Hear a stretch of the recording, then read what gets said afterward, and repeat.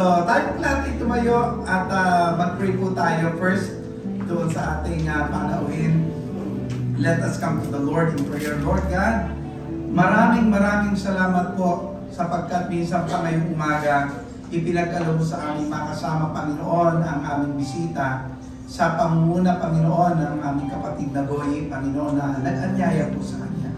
Aming dalangin, O Diyos, na patuloy mong katagpuin siya, Panginoon, na ang gawain ito ay maging daluyan ng pagpapala, maging daluyan ng kalakasan, Panginoon, maging daluyan, Panginoon, ng kagalingan kung mayroong karamdaman, at maging daluyan, Panginoon, ito ng higit pa na paglalim ng kanyang relasyon po sa inyo. Lord, pagpalain mo siya sa po ng kanyang mga mahal sa buhay. At patuloy mong, Panginoon, lalong palalimin ang kanya pong ugnayan po sa inyo. Salamat po. Panginoon, patuloy po kami nagpe-pray this morning at nagpapasalamat sa pribileyo o pagkakataon na meron po kami na magsama-sama, Panginoon, sa ilalim ng bahay-sambahang ito upang sa inyong harapan kami, Panginoon, ay magpuri at mag-alay, Panginoon, ng aming pagsamba. Panginoon, patawarin niyo po kami sa aming mga pagkakasala. Kung meron po kaming mga bagay na hindi po karapat-dapat, mga bagay na nagawang hindi ayon sa iyong kagustuhan, in the name of Jesus, cleanse us. Make us worthy to offer our praise, our worship before you, God, our offerings, our thanksgiving, O Lord, through the blood of Jesus Christ. Cleanse us right now. Thank you so much, O Lord. Wala po kaming ibang hangad, kundi ngayong araw na ito ay mapag-aralan ng iyong salita, maitaas ang iyong banal na pangalan, mabigyan po kayo ng kalwalhatian. Ito po ang aming samot dalangin. In the name of Jesus, lahat tayo magsabi ng Amen. Amen. Amen. Come on, give God a big applause this morning. Praise God. Praise God.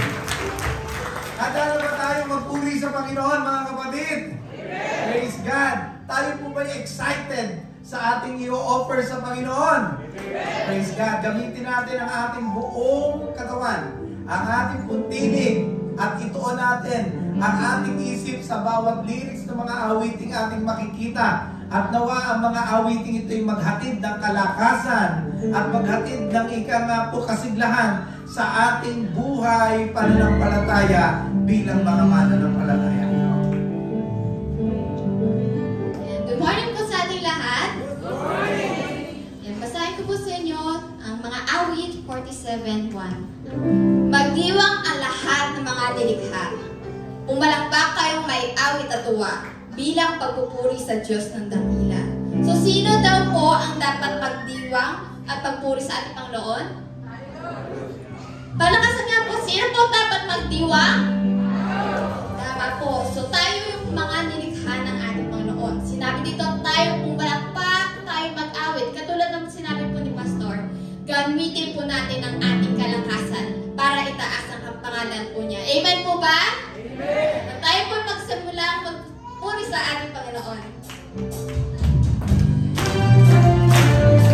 Through this song, sabihin natin, ikaw lang ang aming pinamahal, Panginoon.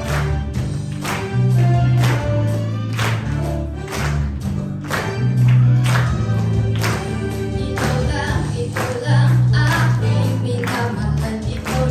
Ikaw lang, Panginoon. Sa'yo ay susunod, laging maglilingkod. Sa'yo lang aking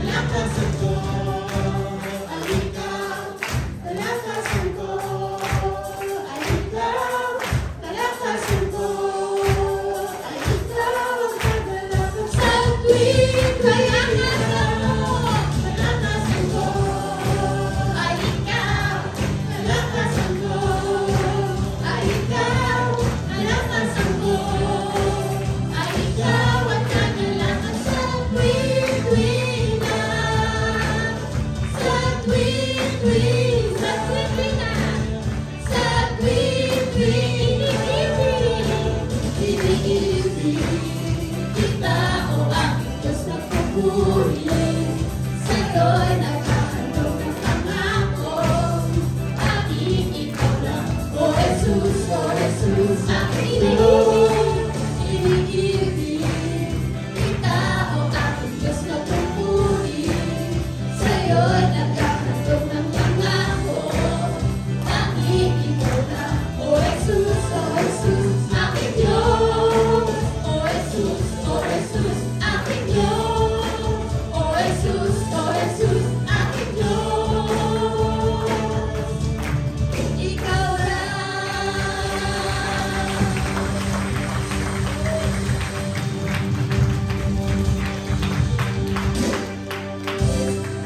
Tunay nga po, ang sarap ng pagmamahal ng ating Diyos.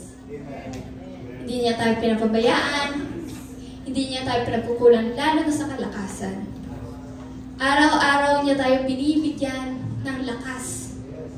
Kaya dapat itong lakas na to ay ibalik po natin sa ating Panginoon. Sa Kanya lang talaga dapat natin ginagamit ito. Kasi kung wala yung blessing ng kalakasan niya, wala tayong magagawa. Kaya He deserve na gamitin natin yung lahat ng lakas natin para papurihan po siya. Amen po ba? Amen. Dapat araw-araw natin siyang pinapurihan. Araw-araw po natin itinataas ang kanyang pangalan.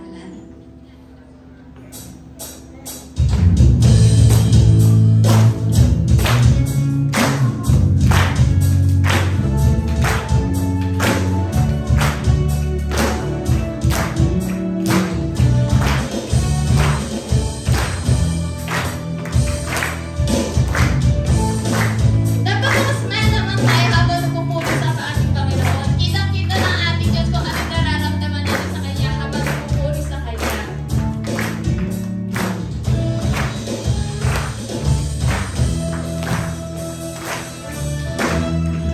Salamat talagang magpuri sa iyo, Panginoon. Di na kayang bigilin pa, pag-ibig na nadarama. Ikaw lang ang siyang dahilan, kaya ang puso ko'y puno ng sigla. Sa iyo ako ay aawit, ng papuri pagsamba. Araw-araw magpupuri, araw-araw ako ay sasampa. Walang kakatay sa pag-ibig mo, ikaw lang ang buhay ko. Araw-araw magpupuri, araw-araw ako ay sasamba.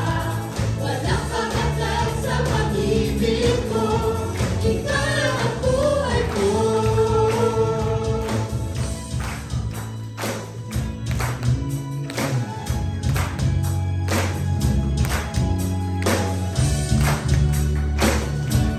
Ay, sarap talaga magpuri.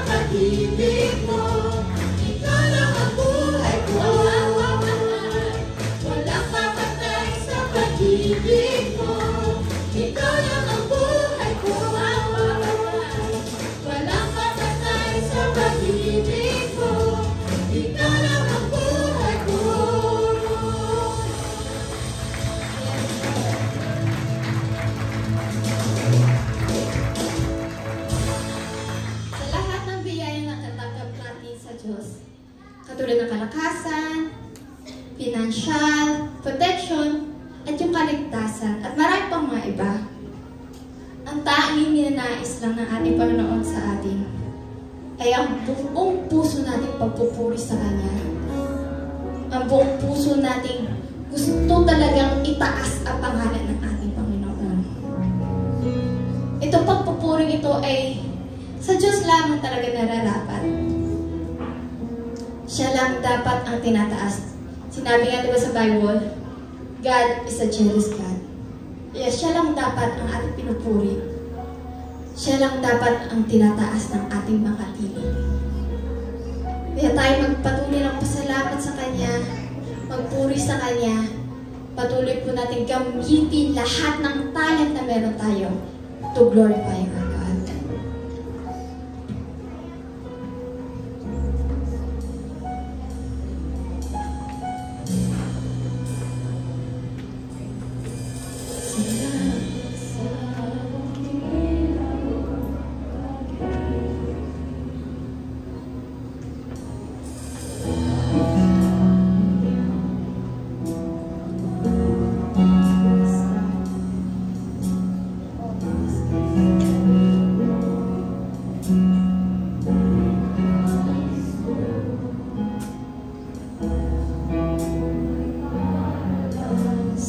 Ikatin po natin salamat.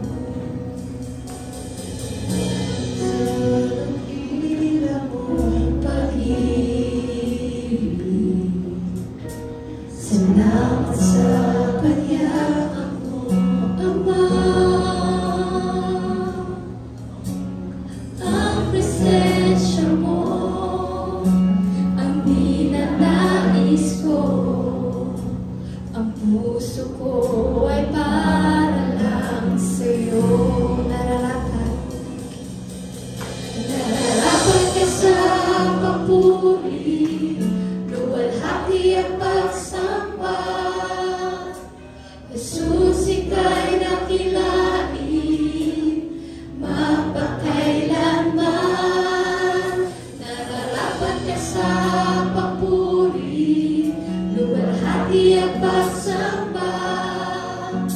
Itataas ang ngalan mo, Ama.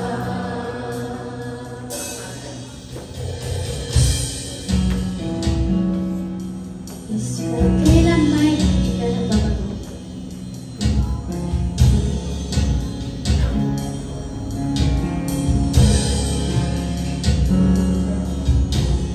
Kailan may hindi ka na tiwala ko'y ibibigay sa'yo. Mga pangako mo, panghahawakan ko, mamalagi sa kanila mo. Nararapat ka sa papuri, luwalhati ang pagsamba. Jesus, ika'y nakilain, mapakailanman. Nararapat ka sa papuri, luwalhati ang pagsamba. Itataas ang ngalan mo, Ama. Nararapat ka sa papuri, luwalhati ang pagsamba. Jesus, ika'y nakilain, mapakailanman. Nararapat ka sa papuri, luwalhati ang pagsamba. Itataas ang ngalan mo, Ama. Yes,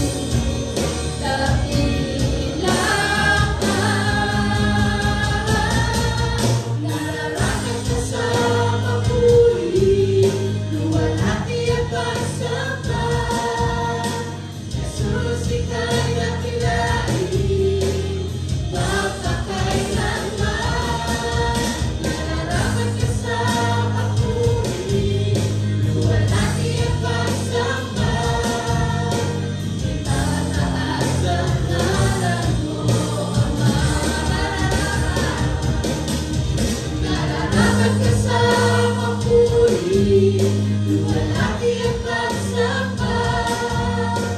Jesus, ika'y dakilain, mapakailanman. Nararapat ka sa papuri, luwalhati ang pagsamba. Itataas ang ngalan mo, Ama. Nararapat ka sa papuri, luwalhati ang pagsamba.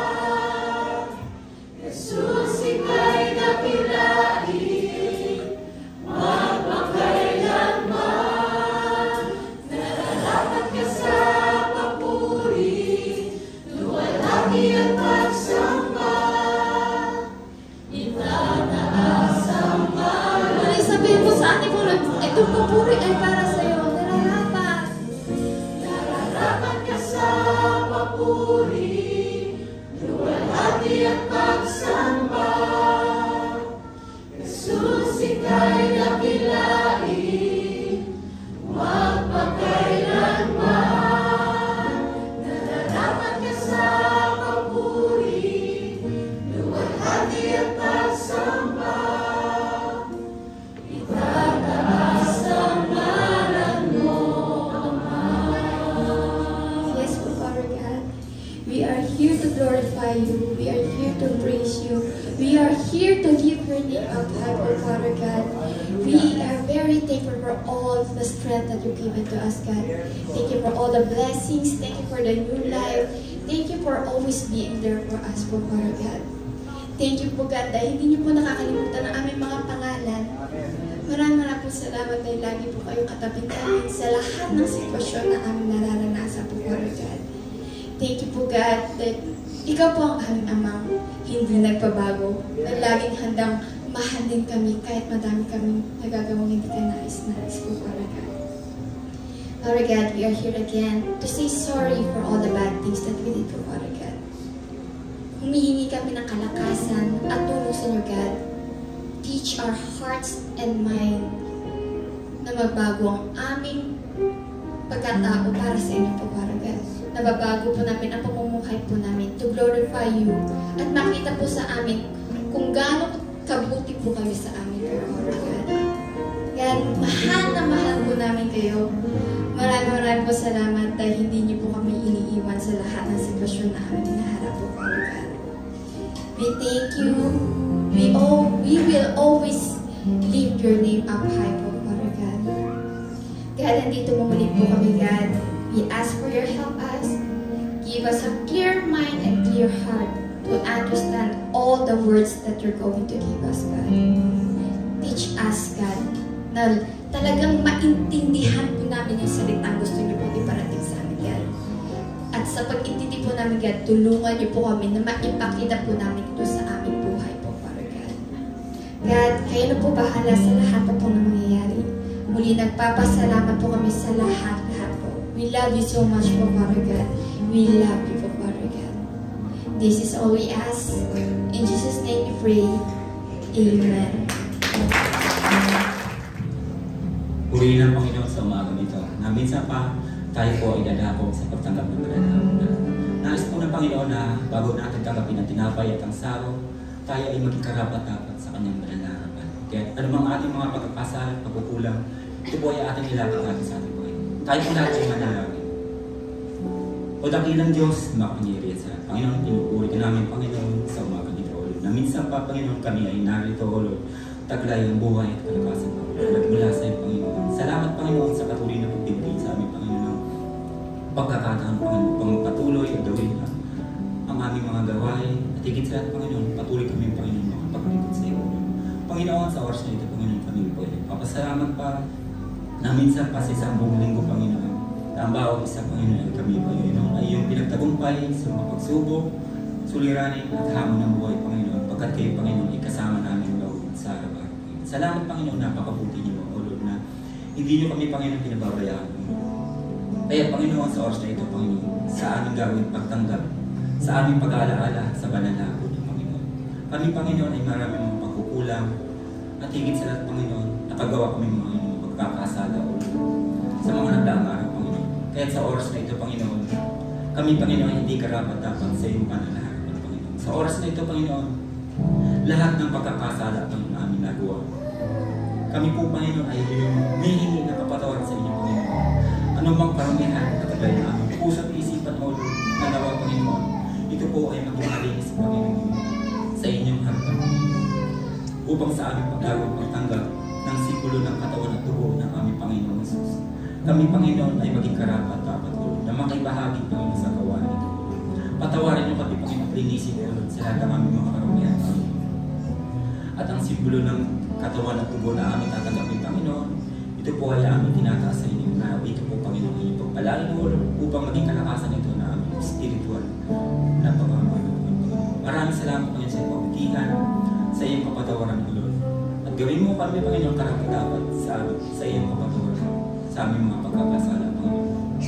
Salamat sa iyong pag-ibig, O Lord, na iyong inihanap sa amin, Panginoon, sa pamamagitan ng sakripisyo niyo ng iyong buhay, Panginoon. Salamat, O Lord. Binabalik namin sa inyo ang aming walang hanggang papuri at pasasalamat. Sa pag-atis na pangalan ng Panginoong Jesus. Amen. Minsan papakinggan po natin ang banal na kasulatan mula sa sulat ni Apostol Pablo sa aklat ng unang Korinto chapter 11 verse 23 hanggang sa sumusunod. Narito po ang sinasabi. Sapagkat ito ang turo na tinanggap ko mula sa Panginoon at ibinibigay ko naman sa inyo. Noong gabi siya ipagkanulo, ang Panginoong Jesus ay dumampot ng tinapay, nagpasalamat at pinagpira-piraso iyon at sinabi, ito ang aking katawan na inihahandog para sa inyo. Gawin ninyo ito bilang pag-alaala sa akin. Ating po tanggapin na tinapay.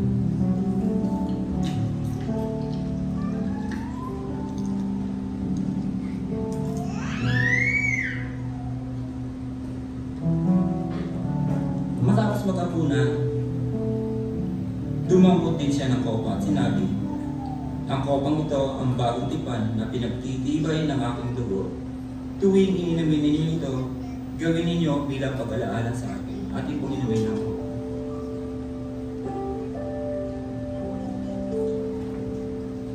Sapagkat tuwing kakain kayo ng tinapay na ito at iinom sa kopang ito, pinahahayag ninyo ang kamatayan ng Panginoon hanggang sa kanyang muling pagparito.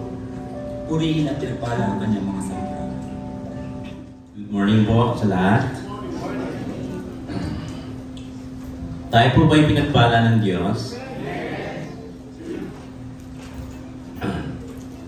Ngayon po ay dadako po tayo sa pagbibigay. Sino po sa inyo ang sa tuwing umaga, pagkagising sinasabing, Lord, salamat po dahil binigyan mo ako ng panibagong buhay. Sino po nagsasabi noon? Tuwing umaga. So lahat po tayo, no? Lord, salamat dahil nakita kong muli ang aking kabiyak. Lord, salamat dahil nakita kong muli ang aking mga anak. So ito po isang blessings ng Lord. Hindi man ito material, but ito po isang pagpapala ng Diyos para sa atin. Ngayon po, tayo po ay may mga priorities sa buhay. Ano po ang priorities niyo? Sa tanong lang po. Ano po ang iyong priorities sa buhay? Siguro yung career. Siguro po yung business natin. O siguro po yung pag-aaral. Di po ba? May mga priorities po tayo. Pero sa versikulo ng aking pong babasahin, dapat ito po yung priorities natin. Sabi po dun sa Matthew chapter 6 verse 33. Sino po nakakaalam ng verse na ito? Sabi po dito, but seek ye first the kingdom of God and His righteousness, and all these things shall be added unto you. So isa po pala, ito pala yung sikreto ng pagpapara ng Diyos. Kung uunahin po natin ang Panginoon, lahat po susunod. Di ba? So may mga key points po ako dito. na nais kong pong i-share sa inyo. Una po, prioritize God kingdoms, okay? Prioritize God's kingdom. So make God kingdoms and righteousness your primary concern in all aspects of life, from your daily routine to your long-term goals. So, kinakailangan po unahin po natin ang Panginoon. Ito po isa sa mga key na nais ko pong ibahagi sa inyo. Ang ikalawa po, trust in God's provision. So, don't worry about material needs. God will provide for you if you prioritize Him.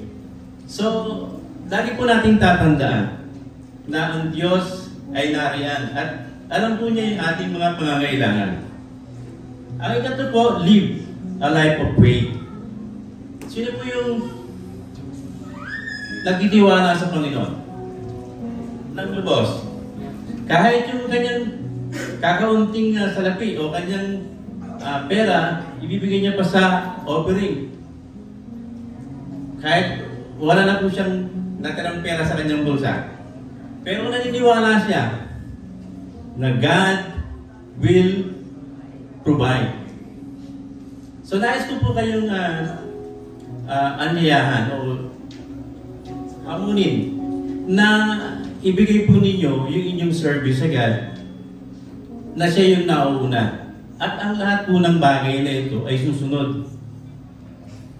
So tayo po minsan, kapag ka po tayo ay nagbigay, we expect something in return. Correct? Pero, kaya po tayo nasasaktan, no? Dahil we expect something. Pero pag nagbigay po tayo, don't expect something. God will give you. Na liglig, siksik. So kaya nga po sa pagkakataong ito, muli po, kayo po ay aking kinachallenge. Ibigay po natin ang para po sa Panginoon. Tayo pong lahat ay dalangin. Mapagpalang Diyos na makapangyarihan sa lahat, kami po ay nagpapasalamat sapagkat patuloy mo po kami iniinganan, patuloy mo po kami ginagabayan sa aming pong buhay. Maging sa pagpapala, Panginoon, ipatuloy mong pinagkakalob sa amin. Salamat po, Panginoon, sapagkat meron po kaming mga trabaho. Salamat po, Panginoon, sapagkat patuloy mong pinauunlad ang aming pong mga negosyo. Salamat po, Panginoon, sapagkat Ikaw ang siyang nagbibigay sa amin, Panginoon, ng kalakasan at nagbibigay sa amin, Lord, ng pananampalataya. Lord, salamat po sa umagang pong ito at sana, Panginoon, pagpalain mo ang mga anak mo na siyang magbibigay ng kanilang mga handog sa oras po ito. Sa pangalan po ni Jesus, ito ang aming dalangin. Amen.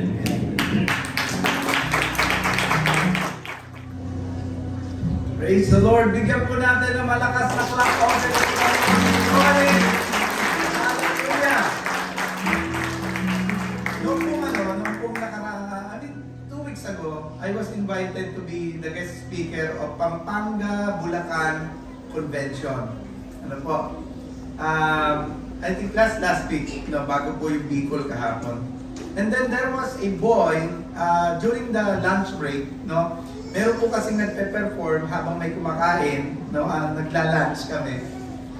Then after that, tapos po kumain, una po ako doon sa harapan. Meron pong bata na palakad-lakad, maliit lang po na medyo chubby siya. Tapos maya-maya, tumayo po sa harapan ko. Tapos tinuro niya akong ganon. So in-expect po, sasabihin niya, pastor. Kasi karamihan po kami doon, pastor, sa harapan. Tinuro niya po akong ganon, sabi niya sa akin, nakangiti po ako eh. Sabi niya, kalbo. Grabe yung bata ito. Alam niya sabi sa kanya, oo. Wala naman ako magagawa kundi umamin eh. Ano pa ba yung tatanggi ko sa kanya? Grabe talaga. Anyway, that's life, no? As you getting closer and closer to the age na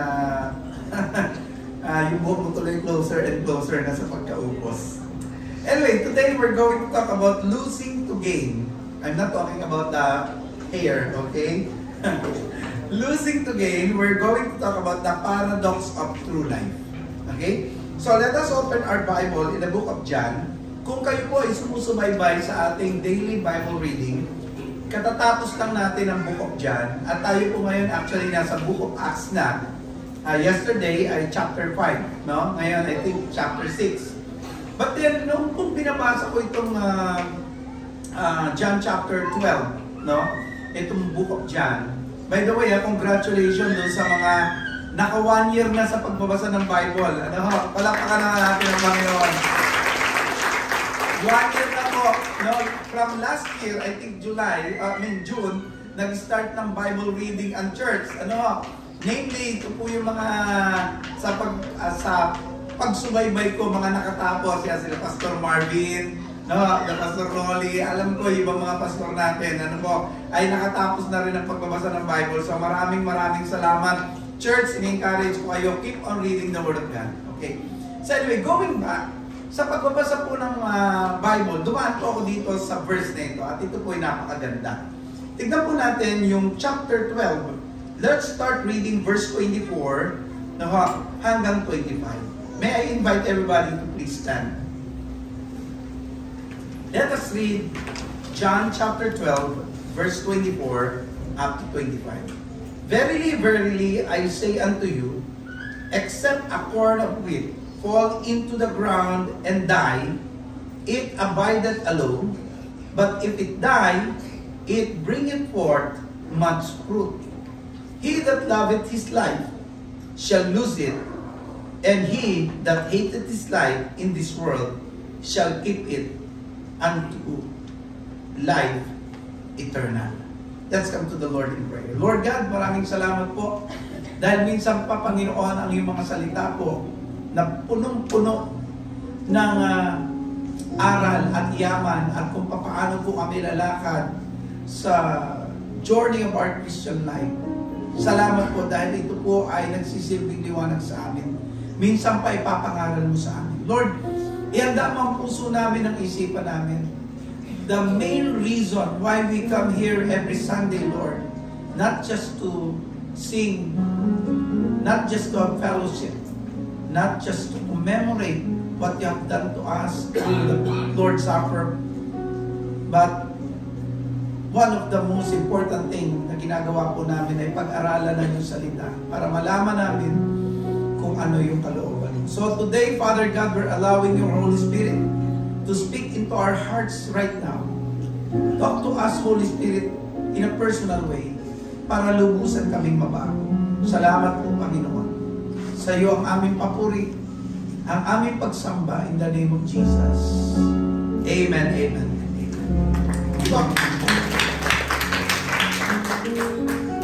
Praise the Lord. Ang John chapter 12 po, mga kapatid, ay isang napaka-crucial na bahagi po ng gospel ni John. Bakit po siya crucial? Because dito ho natin makikita yung huling public ministry ng Panginoong Hesus bago po siya tumungo doon sa krus ng Kalbaryo. Ang setting nito ay ilang araw po bago ang kanyang crucifixion. Okay? So before his crucifixion, ito po yung setting. Actually, nagsimula po ito sa triumphant entry, kung saan maraming tao po ang sumalubong sa kanya. Nagsisigawan po sila ng Hosanna. Kasi inaasahan po nila na si Jesus ang magiging political messiah, political leader na magbibigay sa kanila ng kalayaan mula sa imperyo ng Roma. Pero sa halip po na simula ni Jesus, instead po na si Jesus ay magtayo ng tinatawag nating earthly kingdom, nagsalita si Jesus ng isang shocking truth, isang nagdudumilat na katotohanan, isang mensahe tungkol sa kamatayan. At sa halip po na tagumpay, ang kanyang itinuro ay sakripisyo. Sa halip po na ituro po niya ay tungkol sa tinatawag nating koronang ginto, ipinaalala po ni Jesus ang pagkakaroon ng tinatawag po nating koronang tinik. Bakit? Dahil ang misyon po ng Panginoong Hesus ay hindi lamang po sa panandaliang tagumpay, kundi sa tinatawag po nating eternal salvation ng buong sangkatauhan. Kaya pag tinignan niyo po yung binasa natin kanina, yung John chapter 12, verse 24 hanggang 26, ito po ang nagsisilbing bridge, tulay, sa pagitan po ng earthly expectation and heavenly truth. Earthly expectations ng mga tao, they are looking for a political leader who will set them free from the Empire of Rome. Habang si Jesus naman po is talking about the heavenly truth. Kung paano ang kingdom niya is not of this world, but His kingdom is in heaven. Dito po itinuro niya ang isang napakahalagang prinsipyo. Ano po? Ano yung prinsipyo po na yan? Ang tunay na buhay ay hindi nakakamtan sa pamamagitan ng paghawak dito, kundi sa pamamagitan ng pagsuko ng buhay na ito sa ating Diyos. Ang losing one's life at hating life in this world, hindi po nangangahulugang self-hatred o pagpapabaya sa sarili na katulad ng ginagawa ng iba. Hindi po ganun ang kahulugan nito. Ang ibig pong sabihin, nung sabihin ni Jesus, na losing one's life at hating life in this world, ay ang pagpili po natin sa kalooban ng Diyos ng higit kesa sa sarili po nating kagustuhan. Ginamit ni Jesus yung tinatawag po nating paradoxical language or statement. Meaning, pag sinabing paradox, kabaliktaran. Kabaliktaran sa ating natural na pag-iisip para po turuan tayo na ang tunay na buhay ay matatagpuan lamang po natin hindi dito sa mundong ito. Na ang tunay po na buhay, mga kapatid, ay matatagpuan lamang po natin sa ating Panginoong Hesus. Tandaan po natin, ang mundo po ay may sariling version ng buhay. Pag tinignan niyo po ang mundong ito, ano ang buhay para sa mundong ito? Success. Pag tinignan niyo po ang buhay na ito, ang takbo ng isip ng mga tao ay ano po? Self-fulfillment. Ano pa? Lalo na nang nauso ang social media, dapat ikaw ay famous. Dapat marami kang followers. Ano pa ang pananaw ng mundong ito? Comfort. Pinopromote po maging sa social media, television, radyo at kung saan-saan social media platform. Makikita po natin yung promotion, yung version ng mundong ito para ikaw ay magkaroon ng tinatawag nating buhay. Sabi nila, you need to have a life of comfort. Pero sa Diyos, mga kapatid, may ibang sukatan. Ang tanong ay ito, anong uri ng buhay ang pinipili mo? What kind of life are you choosing right now? Because sa panahon pong ito, popular na popular po yung mga statement na follow your heart, di ba?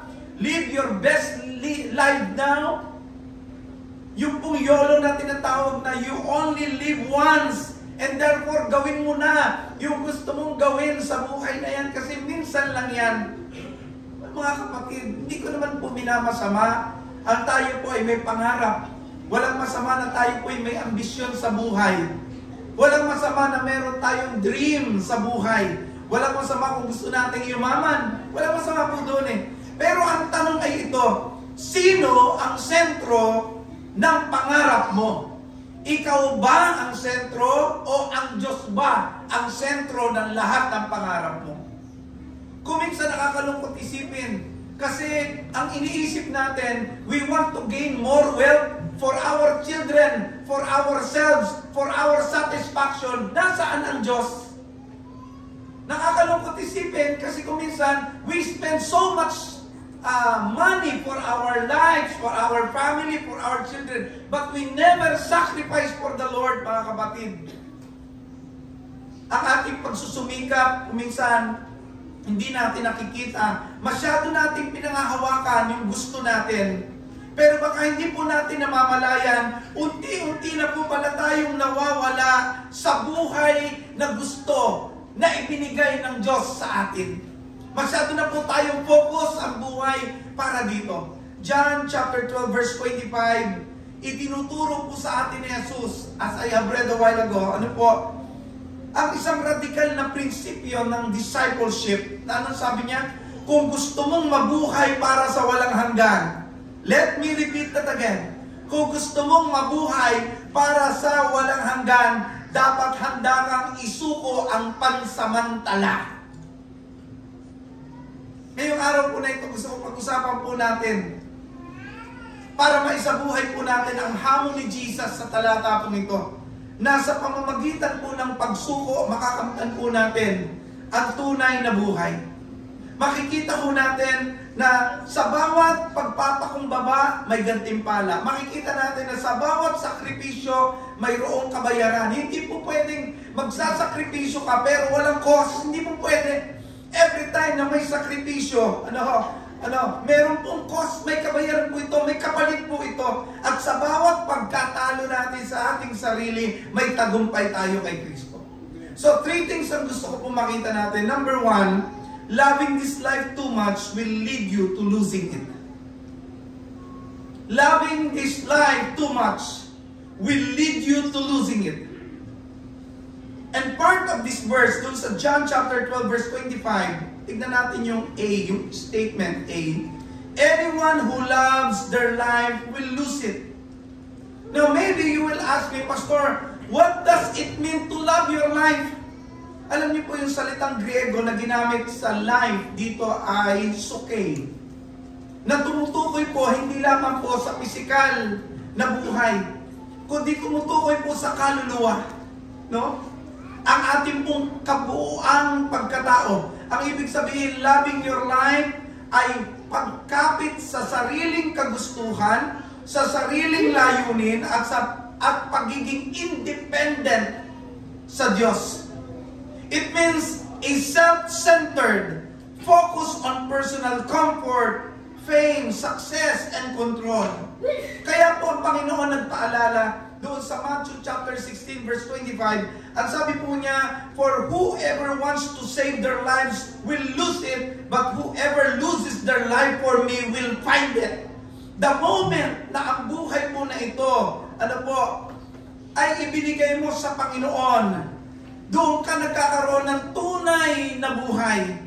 But the moment na ang buhay mo na ito ay nakapokus sa sarili mo, nakapokus sa pagyaman mo, nakapokus puro sa'yo, focus on personal comfort, personal fame, personal control, maniwala ka sa akin, that's the time na natunay na nawawalan ka ng buhay na walang hanggan na ipinangako ng Diyos. Alam niyo, hindi naman masama ang comfort, but too much comfort will not lead you to a better Christian life. Why? Meron po isang batang lalaki, nakita niya po yung kuko ng butterfly. So sa kanya pong awa, ang ginawa po niya, pinunit niya. Tinulungan niya yung kukon, o tinulungan niya po mula doon sa kukon, yung butterfly, para makalabas. Pero dahil hindi po dumaan sa natural process ng pagsusumikap, hindi po lumakas yung pakpak ng paru-paro, and later on namatay, at hindi po nakalipad. What's the point? Remember that comfort or saving life, is actually the very thing that stops us from growing and truly living. The more we embrace comfort, na para bang ito yung buhay natin, na para bang ito yung gusto natin, we're saving our lives for this world. That's the moment na hindi po tayo nag-grow. That's the moment na hindi talaga tayo nabubuhay. Pag hindi natin kayang isakripisyo ang ating mga personal na kagustuhan para sa gawain ng Diyos, at maraming gumagawa po niyan, manunood na lang ng TV kaysa pupunta ng power night. A-attend na lamang ng kasiyahan kaysa sumamba ng Sunday.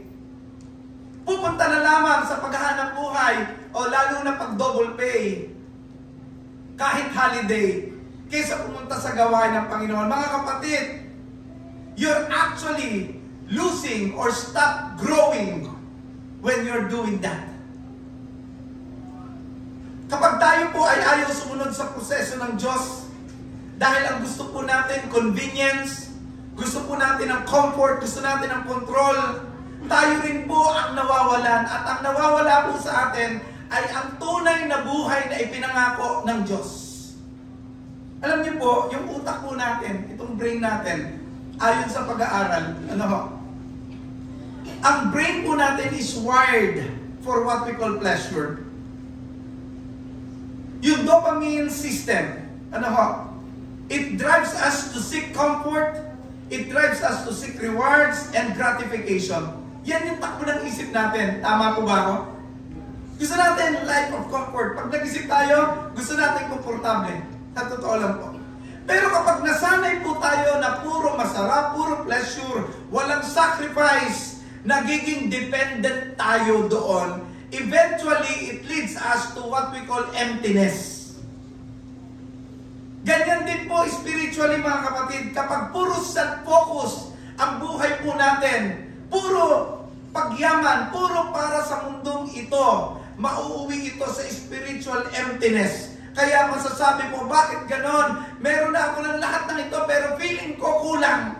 Ano ang kulang? Because hindi ka marunong mag-sacrifice para sa Panginoon. Baka may mga gawain ka na gini-give up, kapalit po ng hanap buhay. Kapalit ng ng pera. Samantalang dati hindi ka naman ganyan. Hindi naman tayo ganoon. Lalo na nung bagong tanggap tayo sa Panginoon, we are so excited to serve God. But habang lumilipas ang panahon, mas pinili na natin ang trabaho kaysa kay Kristo. Mas pinili na natin ang celebration ng mundo kaysa sa worship celebration natin. Mga kapatid, ingat ka. Sabi mo nga sa katabi mo, ingat ka.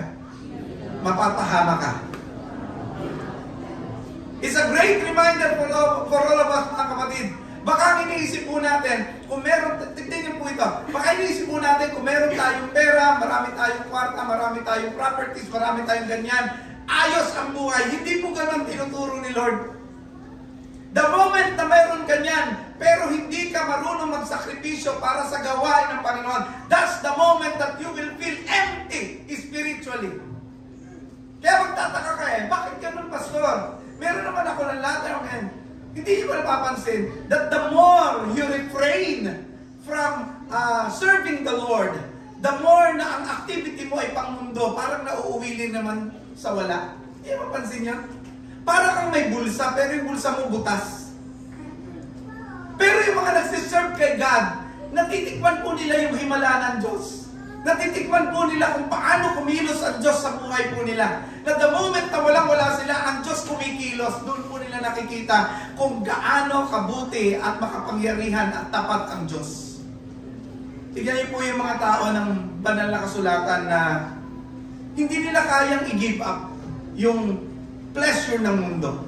Doon sa Mark chapter 10, pag tinignan niyo po itong Mark chapter 10, makikita niyo po doon, verse 17 to 22. Sino po itong lalaki ito? He was the rich young ruler. And so, lumapit siya kay Jesus. He wanted to have what we call eternal life. But he couldn't give up his wealth. Ano sabi ni Jesus? May kulang pa. Ibenta mo lahat ng iyong kayamanan. Sumunod ka sa akin. Pero ano pong problema ng lalaki ito? He walked away with a sad face. Kasi hindi po niya magawa, ibenta at ipamigay sa mahihirap ang kanyang kayamanan. And so, he just walked away from Jesus with sadness and empty heart. Ayaw niyang isuko ang kayamanan niya Bakit po? Kasi ang akala niya, sa pamamagitan ng pag-iingat ng kayamanan, doon siya nagkakaroon ng buhay. Pero ang totoo po, the more na iniingatan niya yung kayamanan niya, nawalan siya ng tunay na buhay. At ito yung buhay na walang hanggan. Mga kapatid, baka masyado po kayong napopokus sa pagkakaroon at pagkakaroon ng puro kayamanan pang mundo, pero wala kayong kayamanan sa langit. Lalo ngayon ang daling kumita ng pera. At sa sobrang dali, na ang mga tao kumikita ng pera, doon na lamang napopokus. Baka matulad tayo dito sa rich young ruler na nasabihin na ng Panginoon, sige, pamigay mo yung kayamanan mo sa mahihirap. Nalungkot ho siya. Bakit siya nalungkot? Hindi niya kaya i-give up kasi ang feeling niya, pag pinamagay niya yun, mamamatay siya. Sino po rito yung pakiramdam ganun? Na pag pinamagay niya yung pera niya, itinulong niya o ibinigay niya sa gawain, pakiramdam niya, mawawalan siya, mamamatay siya. I hope wala naman. Pakitignan niyo nga yung katabi niyo. Hindi naman siya mukhang mamamatay, no?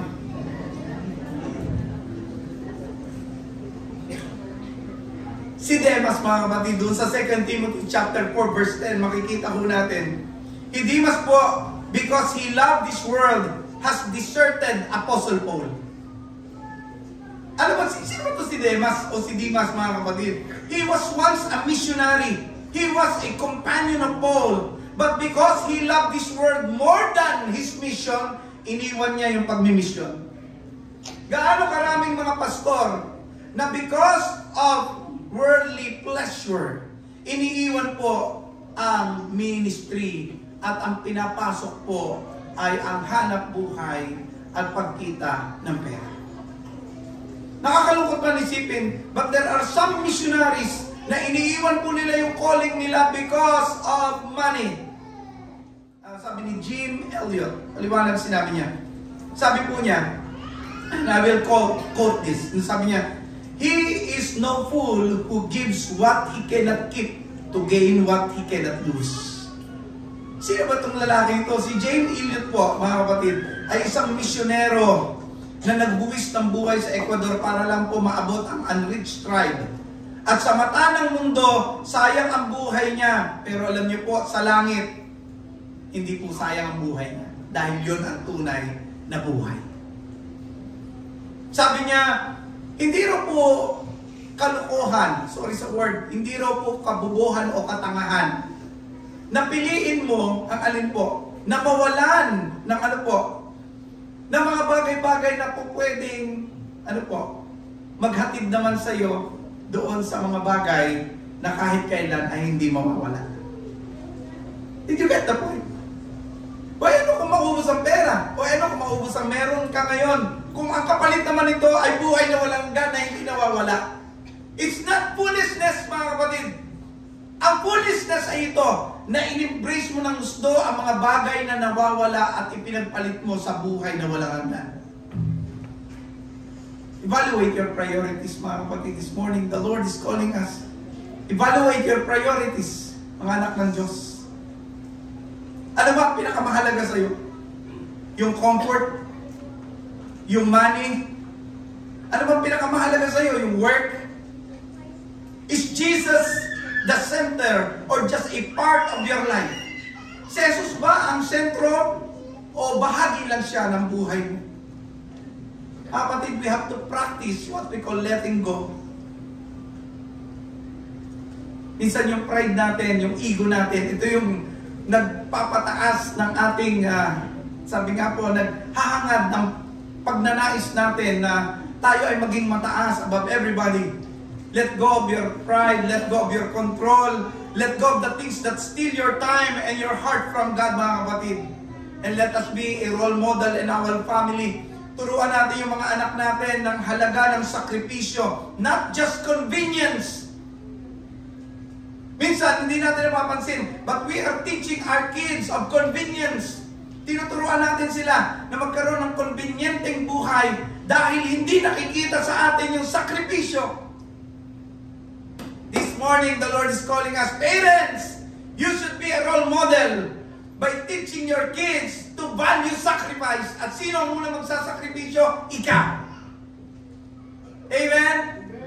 Ikaw ang unang dapat makitaan ng sakripisyo. Dapat nakikita ng mga anak natin how we love the Lord. How we love yung mga paglilingkod sa Panginoon. Dapat makita ng mga anak natin how we love the Lord's church and we do a lot of sacrifice kasi para kay Lord to. At susundan nila yun. Let them see you're choosing Christ over your comfort. Dad, saan ka pupunta? Sa gawain.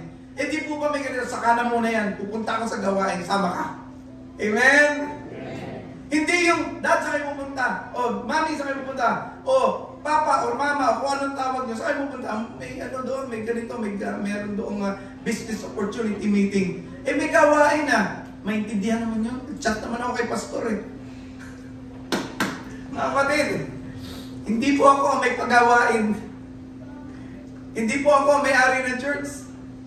Hindi rin po ako ang tinanggap nyo sa buhay nyo. Ang tinanggap nyo po ay si Kristo. Si Kristo na nagbuwis ng buhay para sa atin. Let us always choose Christ over our comfort. Sometimes gusto mo lang matulog at magpahinga dahil sa pagod, pero naalala mo may kawain. And so you're going to that church activity because you're choosing Christ over your comfort. Ang layo-layo ng babiyahihin, pero pupuntahan mo. Why? Ikaw doon I'm choosing Christ over my comfort. Mga kapatid, kapag masyado nating mahal ang mundong ito, sa pansariling kagustuhan, sariling comfort, sariling control, unti-unti tayong mawawalan ng tunay na buhay na inihanda ng Diyos para sa atin. The Lord is reminding us, don't hold on too tightly, mga kapatid, because what you hold on to now, you might lose it forever. But what you surrender now, you will gain forever. When you surrender this life, this temporary life, then you will gain eternal life. An eternal, unending, walang katapos ang buhay. A second point that I want you to remember is this. Hating one's life in this world leads to what we call eternal life. Doon sa John chapter 12, verse 25b, sabi po doon, anyone who hates their life in this world will keep it for eternal. Ay, ano ba ibig sabihin niyan, Pastor? What does it mean to hate your life in this world? First of all, gusto ko maliwanag sa atin, hindi po literal na dapat kang magalit o mamuhi sa sarili mo. Okay? I want to be clear with this. Okay? Hindi po tinuturo nito na literal na dapat kang magalit at sabi nga po ay mainis o mamuhi sa sarili mo, no? The word hate here in Greek is miseo. At pag sinabi pong miseo, it's a comparative term. It means to love something less in comparison to something greater. And in this case, eternal life ang binabanggit. So Jesus is not calling us to despise our existence, no. He is calling us to deny a self-centered, worldly way of living in order to embrace a Christ-centered, eternal kind of life. Kaya sabi niya doon sa Luke chapter 14, verse 26, if anyone comes to me and does not hate his father and mother, wife and children, brothers and sisters, yes, even their own life, such a person cannot be my disciple. Ano pong point ni Christ? Ibig sabihin, Christ must be the first above even the most precious relationships and ambitions na meron ka. Binanggit po dito doon sa 24, no? Sabi po rito, verily, verily, I say unto you, except a corn of wheat fall into the ground and die, it abideth alone, but if it die, it bringeth forth much fruit. Sa ibang salin ng pagkakagamit po, verily, I say unto you, unless a kernel of wheat falls into the ground and dies, it remains only a single seed. But if it dies, it produces many seeds. Totoo naman po, di po ba? Ano ba point of Jesus? A seed stays intact, untouched, and unburied, will never grow. But a seed that dies to itself, gives up its shell, will multiply and bear life. In other words, mga kapatid, if we hold on to our personal dreams, comfort zones, and worldly identifies, we remain unfruitful. Hanggat hindi ka namamatay doon sa old self, hindi ka po mag-grow. But if we surrender those to Jesus, we die to ourselves, He brings resurrection and power and purpose sa buhay po natin. Kaya kung minsan mga kapatid, as a Christian, hindi natin makita yung purpose eh. Alam mo kung bakit? Hindi ka pa namamatay sa dati mo. Kaya kinakailangan po tayong mamatay sa old self. Kailangan kang mamatay sa dati mong pagkatao. Amen? Kasi hanggat hindi ka namamatay sa dati mong pagkatao, hindi ka magiging fruitful. Kaya maraming mga Kristiyano matagal na mananampalataya, hindi nag-grow. Maraming mga mananampalataya matagal sa church, pero hindi nag-grow kay Christ. Why? Hindi pa kasi namamatay sa kanyang lumang pagkatao. Ma-pride pa rin, mayabang, puro sarili ang iniisip, mabisyo ka pa rin, andyan pa rin ang alak, masama ka pa rin magsalita, nagmumura ka pa rin until now. Bakit? Hindi mo kasi hinayaang mamatay yung old self. At hanggat hindi namamatay yun, di ka magiging mabunga. Alam niyo ba, everyday mga kapatid, meron tinatawag na cellular regeneration. At ito ay nangyayari through death. According to cell biology, yung apoptosis is a natural process of cell death that allows new healthy cells to emerge. Without apoptosis, the body cannot regenerate or heal.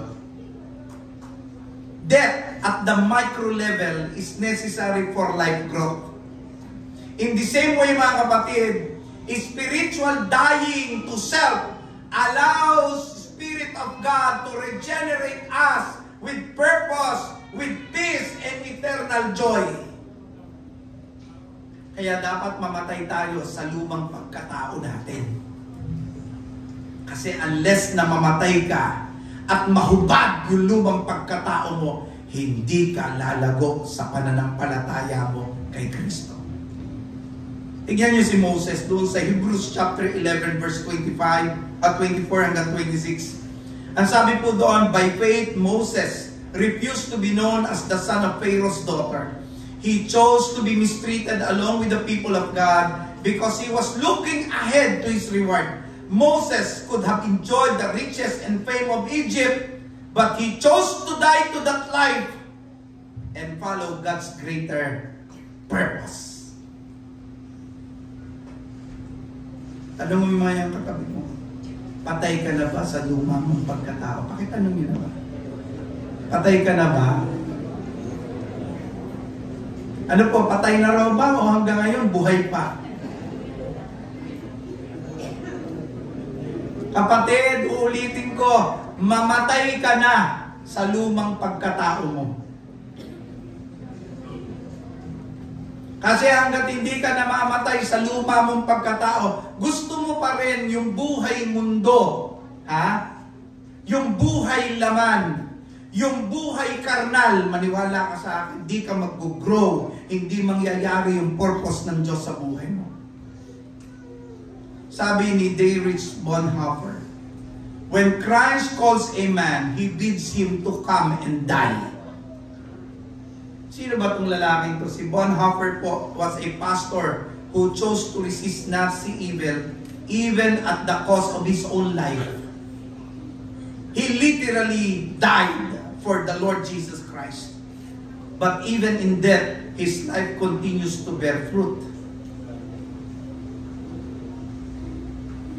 Brethren, die daily to self. Mamatay ka araw-araw sa luma mong pagkatao. Gusto ko sanang sabihin nyo sa katabi nyo ito, kaya lang parang ang pangit tignan o pangit pakinggan na mamatay ka araw-araw sa luma mong pagkatao. Pero gusto kong sabihin yun sa mga sarili natin. Gusto kong mamatay araw-araw sa luma kong pagkatao. I will let go of my pride. I will let go of my selfishness. Mamamatay na ako doon sa mga lumang pagkatao na ngayon. Isusurrender ko na ang sarili ko ng buong buo kay Kristo. I will practice humility. Choose others above myself. Surrender my schedule, my desire, and habits to the Lord Jesus Christ. Mga kapatid, the Lord's calling us, live for eternal priorities. Live for eternal priorities. Invest for eternal or in eternal things.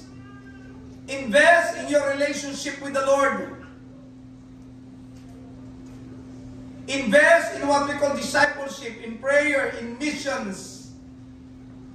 And always ask yourself, ito bang decision ko has what we call eternity value? Does this has what we call eternal value? Now again, teach your family to have an eternal perspective.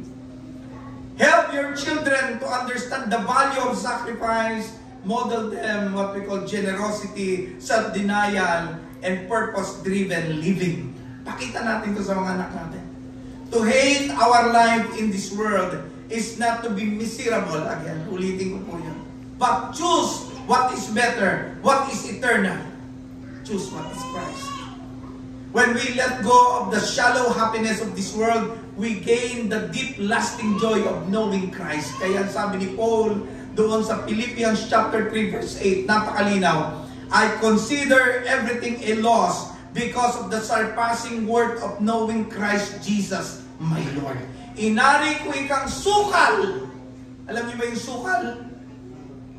Basura.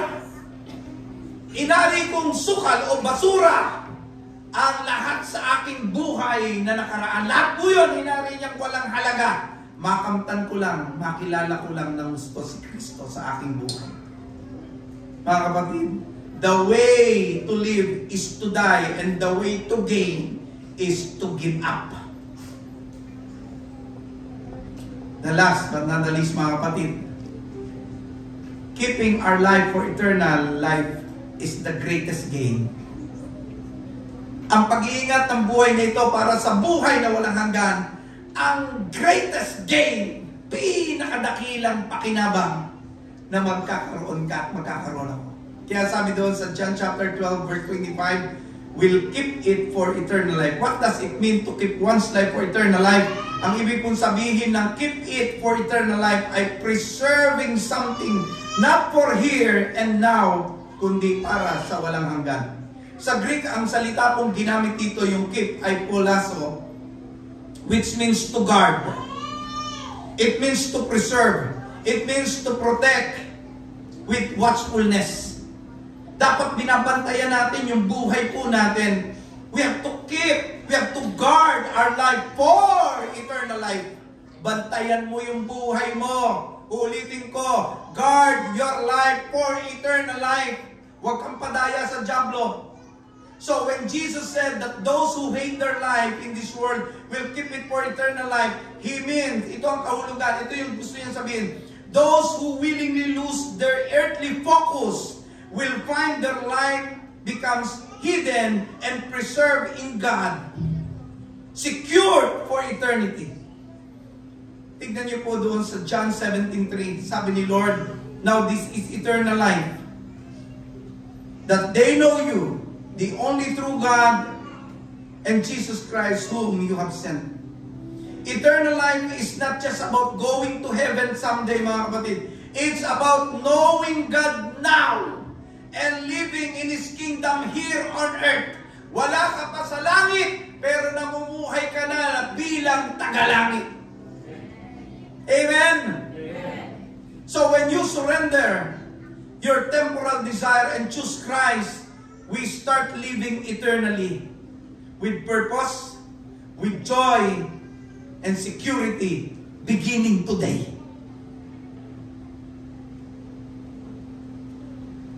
Yung pong space shuttle, meron po siyang shield. Ang isang space shuttle po, dumadaan po yan sa matinding init ng pagbalik sa Earth atmosphere. Pagbabalik po siya sa Earth atmosphere, mga kapatid, umaabot sa 1,650 Celsius ang kanyang dadaanan.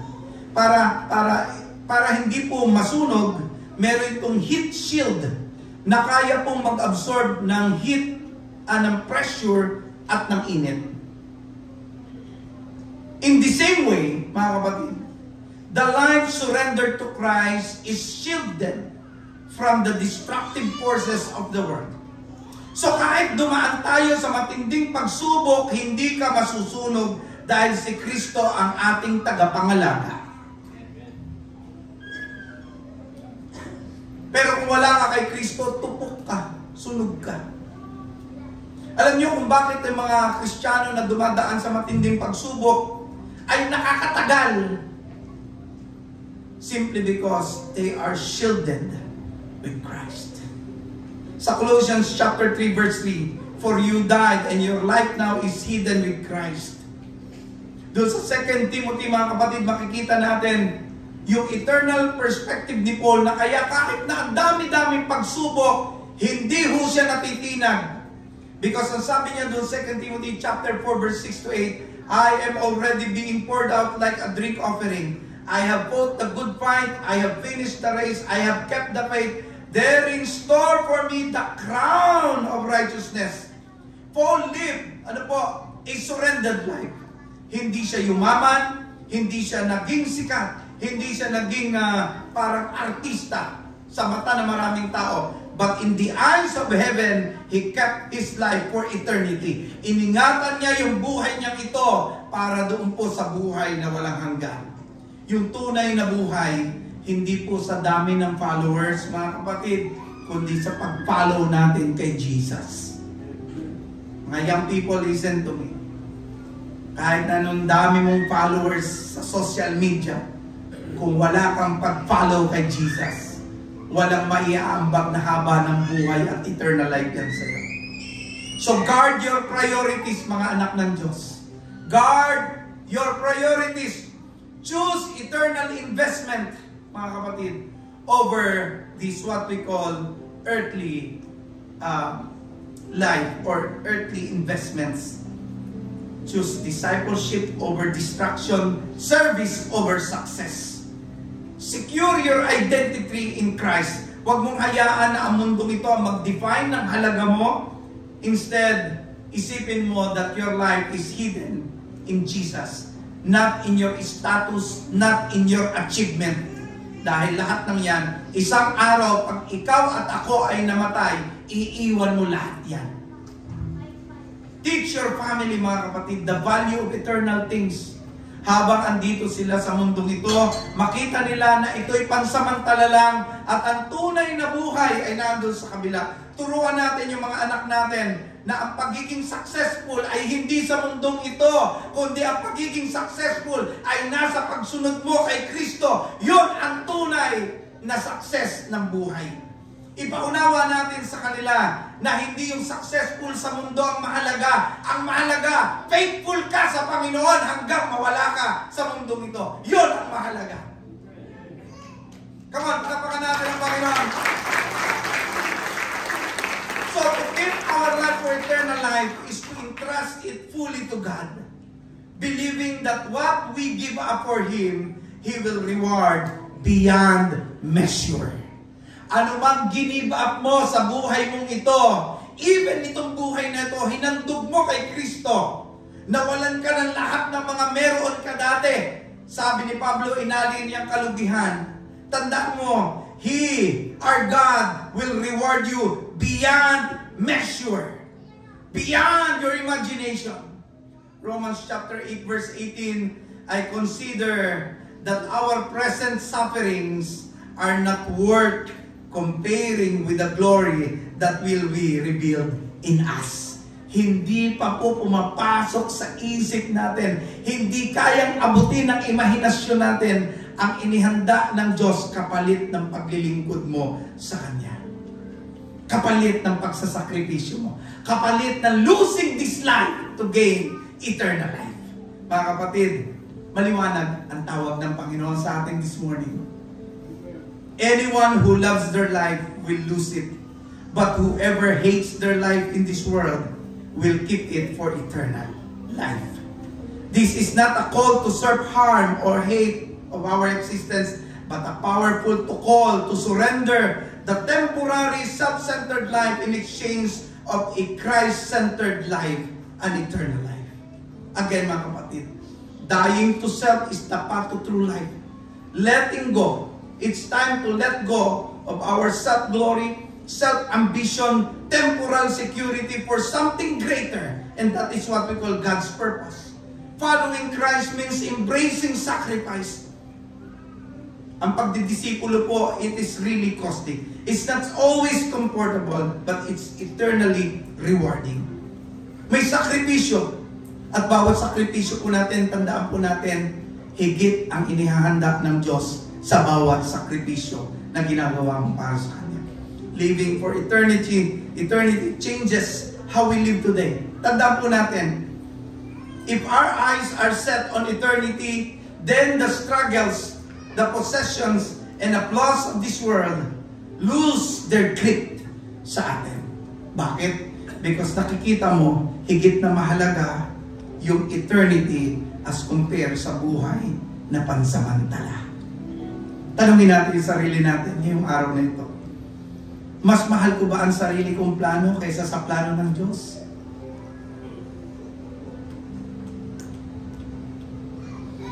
Ano ang mga bagay na kailangan ko pang ipako sa krus upang tunay na makasunod ako kay Kristo? May mga bagay ba ako na kinakailangan kong isuko at ipako sa krus para makasunod ako sa Panginoon? May ginagawa ba akong desisyon ngayon para lang sa now at hindi para sa forever? Baka karamihan ng mga desisyon natin ay para sa now. Para lang sa kung ano yung ngayon. You better change your mind and focus on forever. Kung nais po nating mamuhay na may tunay na kabuluhan, we must follow the model of Christ. We must follow our model, the Lord Jesus Christ. He gave up His life so we might find ours. Isinuko niya ang buhay niya para tayo po ang magkaroon ng buhay. Sa oras na ito, gusto kong awitin natin itong napakagandang awit. And as we sing this song, try to meditate yung message natin. Si Kristo ba sapat sa buhay mo? O ang dami-dami mo pang hinahanap sa mundong ito kasi feeling mo, Christ is not enough. The Lord is calling us this morning, maging totoo sa puso natin, that Jesus Christ is enough for us. Shall we stand? And as we sing this song, I want you to meditate. Ano nga bang priority ko sa buhay? Ask yourself, ano bang sakripisyo ang pwede kong gawin sa Panginoon? Ask yourself, namatay na ba ako sa luma kong pagkatao? O until now? Until now, ang nabubuhay sa akin yung luma, kaya hindi ako nag-grow. Nabubuhay ba ako para sa kaharian ng Diyos? O until now, nabubuhay ako para sa mundo ito?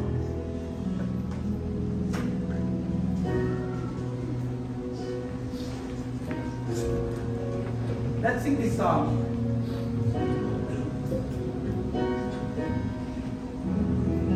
Let's try to meditate. Christ is my reward and all of my devotion.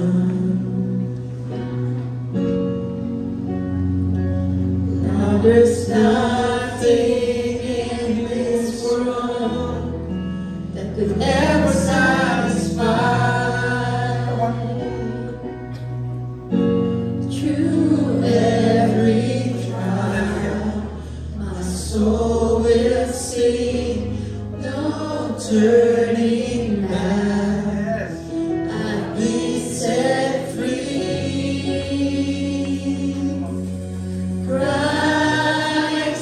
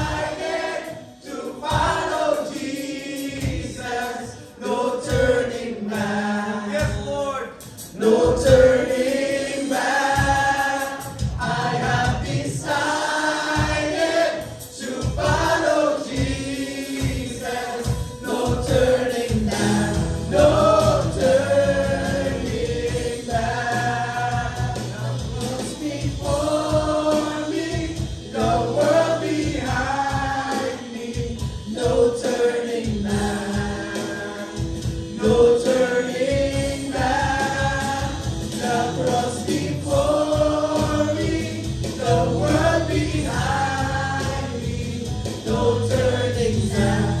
No turning back. No turning back. No turning back.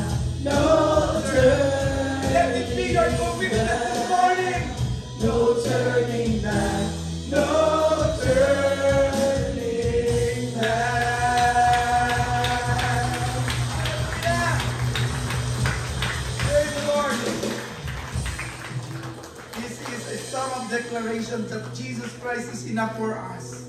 And living for Him is worth more than living for ourselves. Amen? Hallelujah. Let's come to the Lord in prayer. Panginoon, salamat po sa iyong paanyaya. Isang buhay, Panginoon, na may kabuluhan. Turuan niyo po kaming isuko ang aming sarili, Panginoon, sa inyong kagustuhan. Yakapin, Panginoon, ang plano mo, hindi ang plano namin, O God.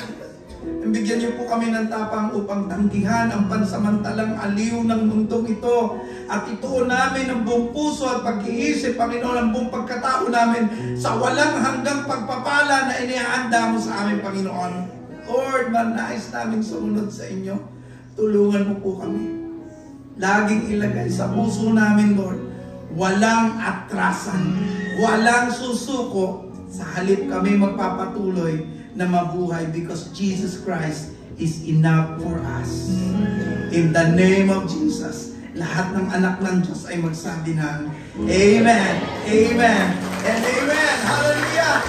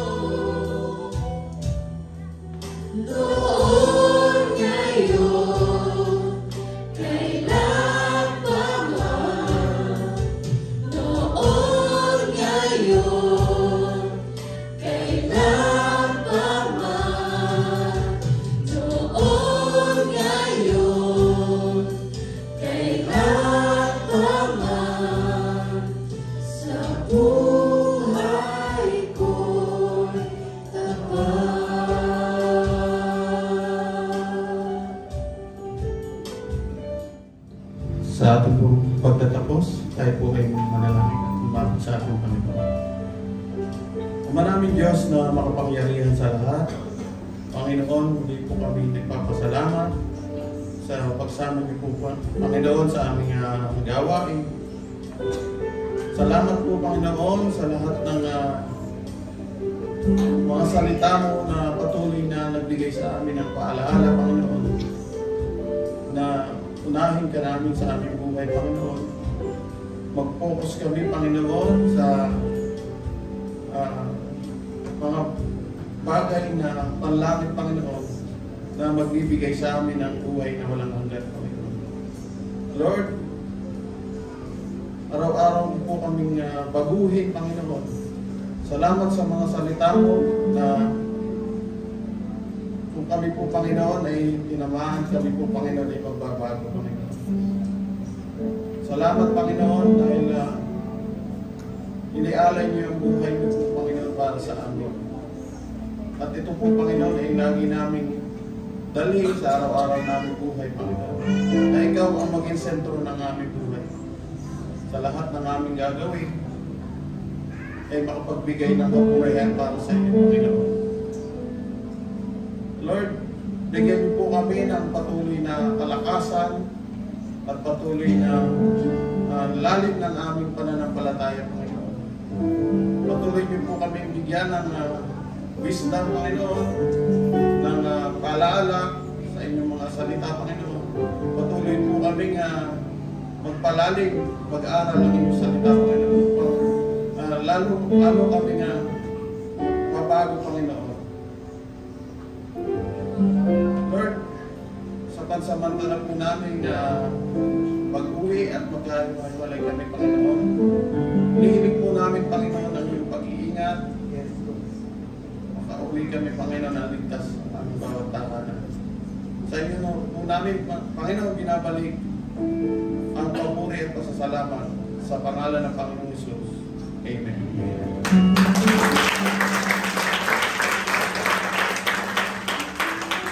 Taas po natin ang ating mga kamay at tanggapin po natin ang pagpapala.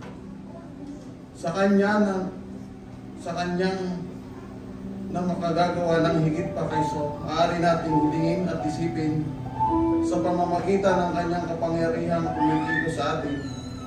Sa kanya nawa ang kalwalatian sa pamamagitan ng Iglesia at ni Kristo Jesus sa lahat ng salin lahi magpakailanman. Amen.